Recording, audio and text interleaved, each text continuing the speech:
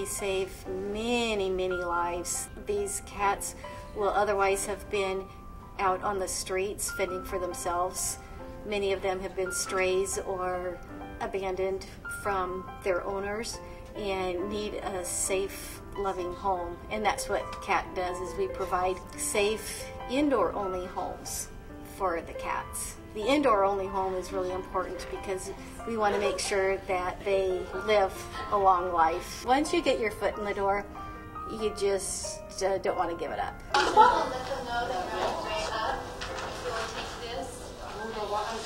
The Meet Your Match program was started by the ASPCA a couple years ago, and what it does is it kind of narrows down. We do have about 300 cats here in the shelter, so a benefit of it doing its job is helping people not to be totally overwhelmed when they first walk in the shelter.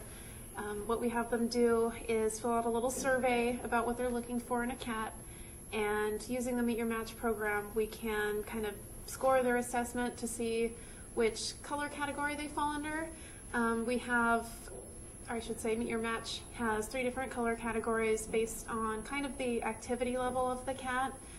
So it's really helpful, say, when a senior couple comes in and they find this bright, active cat who's going nuts inside the cage. Usually, a senior couple can't handle that. So we can show them using the Meet Your Match scoring system. That's the kind of cat that's going to fall into the green category. We've got the greens who are really active, orange middle of the road, purple not so much. So say that cat they're looking at is in the green, we can say, you know, you might like them a lot here at the shelter, but you probably want to go for this purple cat based on your answers, because they're not going to wriggle between your legs and knock you over and be too much for you to handle. The best part is being able to send the kitties home with a very loving family, knowing that they have got their forever home. Mama cat spayed. Oh yes, definitely she's going to need that. Yeah, and oftentimes they need proof of the cat. What I do is I help coordinate the volunteers that come in the morning, and we have a group that comes in. It's really important. Somebody's got to clean all the cages, clean all the rooms, so that's a big job in the morning. And I'm there just to kind of help supervise and help out as needed.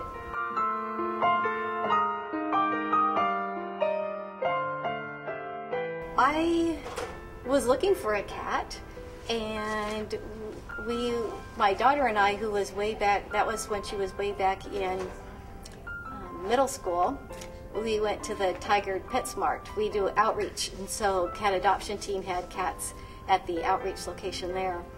And after adopting a kitty there, we just thought it was a volunteer who adopted the kitty to us, and it got us thinking, you know, this is something that we might want to do. So we started out, my daughter and I, volunteering, and it just blossomed.